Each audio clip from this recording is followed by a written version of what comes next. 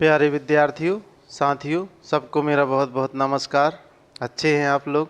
बढ़िया हैं? चलिए ठीक है। आज हम फिर से एक बार साथ में हैं आपके 11वीं भूगोल के एक बहुत महत्वपूर्ण प्रश्न पर चर्चा होने वाली है। भूगोल विषय के महत्व पर आप लोग जो है हमेशा सकारात्मक रहें।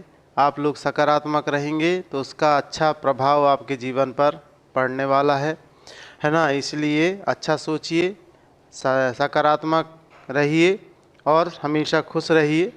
इसी कामनाओं के साथ में हम आगे की तरफ बढ़ते हैं। हिमालय पर्वत के महत्व नहीं, भूगोल के महत्व की तरफ। भूगोल विषय जो है पढ़ा जाता है, इसका क्या महत्व है, ये प्रश्न पूछा जाता है। भूगोल विषय का महत्व, तो भूगोल विषय का महत्व क्या है या हमारे जीवन में किस तरीके से भूगोल विषय उपयोगी है, उस बारे में हम लोग चर्चा करने वाले हैं। देखिए, भूगोल विषय की जो महत्व है भूगोल विषय का, उसको नकारा नहीं जा सकता। भूगोल बहुत महत्वपूर्ण विषय है और हम भूगोल के विद्यार्थी होने के कारण और शिक्षक होने के नाते हमारा दायित्व बनता है कि हम भूगोल के महत्व को समझें कि क्या महत्व है भूगोल का। देखिए, भूगोल एक ऐसा विषय है जो हमें देश विदेश की जानकारियाँ प्रदान करता है। जैसे कि अगर हम इस ग्लोब को देखें तो आप लोग जानते हैं कि ये जो ग्लोब है, इससे हम लोग जो है महाद्वीप, है ना, महाद्वीप देख सकते हैं, महासागर देख सकते हैं, कौन सा देश कहाँ पर है उसकी स्थिति देख सकते हैं। ठीक है, तो भूगोल हमें क्या कराता है? भूगोल हमें जिज्ञासा की तुष्टि कराता है। तो पहला जो महत्व है कि मान लीजिए कि बात आपके दिमाग में आया कि यार अमेरिका कहाँ पर है, तो आपने देखा कि संयुक्त राज्य अमेरिका यहाँ पर है। कनाडा कहाँ पर है, तो आपको दिखाई दे रहा होगा ये कनाडा है।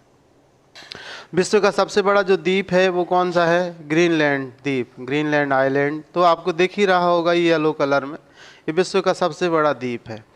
तो आप देखें, साइबेरिया बताए थे अभी हम पिछले वीडियो में कि साइबेरिया से आने वाली हवाओं से भारत की रक्षा करता है। तो साइबेरिया क्या है? ये ऊपर वाला हिस्सा, जो ध्रुव के पास वाला हिस्सा, इधर से ठंडी हवाएं आती हैं, हिमालय पर्वत इनको रोक देता है। ठीक है, तो जब हमारे दिमाग में कोई प्रश्न उठता है तो उसका आंसर देने में महत्वपूर्ण भूमिका अदा करता है भूगोल। ठीक है, तो आप पहला महत्व लिखेंगे मानव जिज्ञासा की तुष्टि।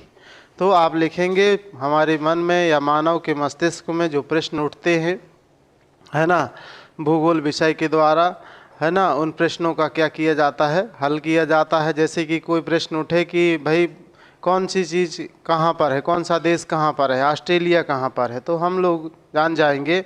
अगर हम मानचित्र देखते हैं या फिर आप ग्लोब देखते हैं तो आपको पता चल जाएगा कि ऑस्ट्रेलिया कहाँ पर है। देखिए आप, ये है ऑस्ट्रेलिया, दिखाई दिया।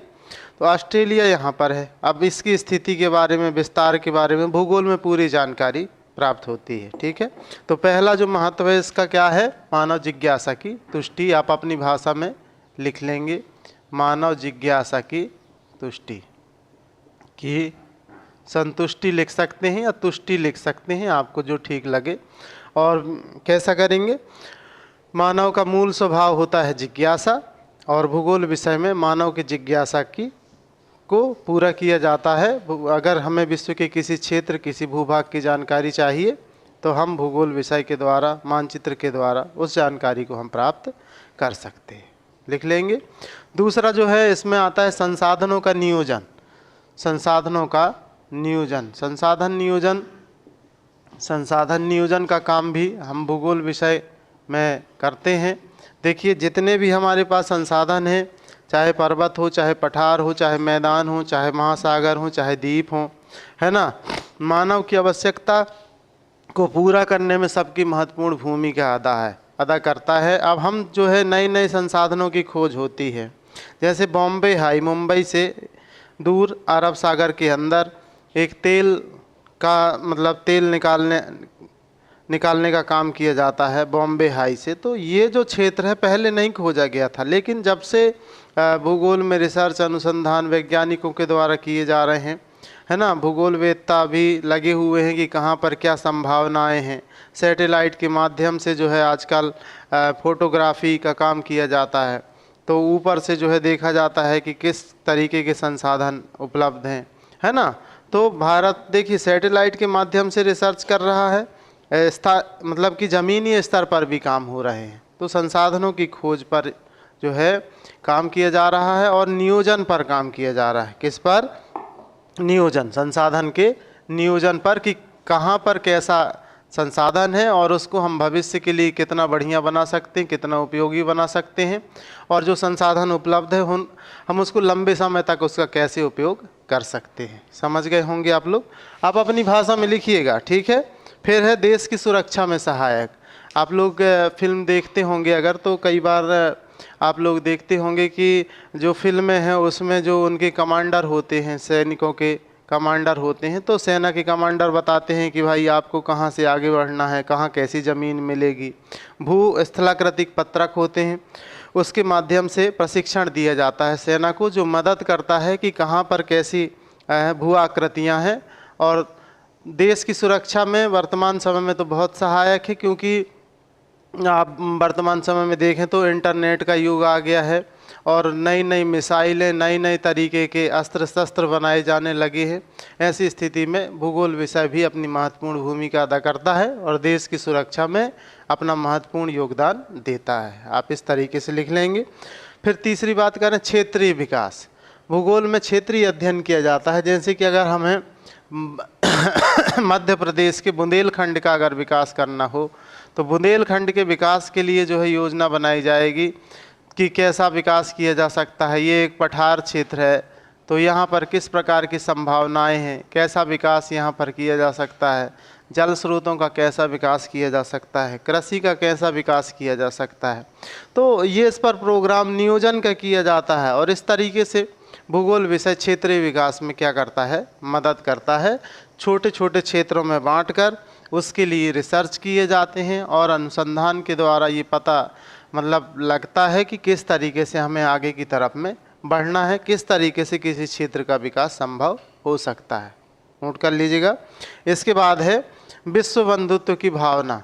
अब जब हम ग्लोबलाइजेशन की बात करते हैं, वैश्वीकरण की, तो आज जितने द्रुत गति के साधन हैं हमारे पास में, तो पूरा विश्व क्या हो गया है, एक सूत्र में बंध गया है। कहाँ अमेरिका, कहाँ ऑस्ट्रेलिया और कहाँ पर सोवियत रूस। सभी देश जो है इनमें जैसे कि मोबाइल फ़ोन या संचार क्रांति कह सकते हैं, परिवहन के तीव्रगामी साधन वायु परिवहन की बात कर सकते हैं। तो इन सभी साधनों ने पूरे विश्व को छोटा कर दिया। क्या कर दिया? छोटा कर दिया। तो इस तरीके से भूगोल विषय के ज्ञान के द्वारा लोगों को ये पता चल सकता है कि पूरा विश्व क्या है, एक है। अब पूरा विश्व अलग अलग नहीं रहा, पूरा विश्व क्या हो गया है, एक हो गया है। पूरा विश्व का व्यापार देखें तो आप किसी पेन को देखें तो मेड इन जापान लिखा रहता है, मेड इन जर्मनी लिखा रहता है।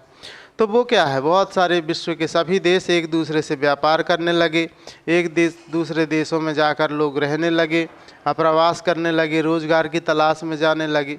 तो ये एक बहुत बड़ी बात है। मतलब एक पूरा विश्व जो है एक कुटुंब की तरह हो गया है। इसलिए कहा जाता है ना, कि पूरा विश्व क्या हो गया है, एक हो गया है। तो भूगोल के हमने कितने महत्व पर चर्चा की, 5 महत्वों पर चर्चा की। पहले 2 तो हमने लिखे हैं शायद। मानव जिज्ञासा की तुष्टि, संसाधन का नियोजन करता है। तीसरे महत्व को देखें तो देश की सुरक्षा में सहायक है। चौथा महत्व जो था क्षेत्रीय विकास में सहायक है। और 5वां विश्व बंधुत्व की भावना बनाने में क्या है, सहायक है। हम भूगोल के तहत जो है ये जानकारी प्रदान करते हैं कि भूतल का जो वितरण है, भूमि का जो वितरण है वो किस तरीके से है, कहाँ पर किस तरीके के संसाधन हैं, और ये लोगों को लाभ पहुँचाता है। और निश्चित रूप से हमारे जीवन में हो या किसी के जीवन में हो, भूगोल के महत्व को नकारा नहीं जा सकता है। हम लोग समझें या ना समझें, लेकिन भूगोल हमारे लिए बहुत उपयोगी विषय है। इसलिए इसका अध्ययन, इसकी समझ बहुत आवश्यक है। तो आपने समझा भूगोल विषय का महत्व। बहुत बहुत धन्यवाद आप लोगों को।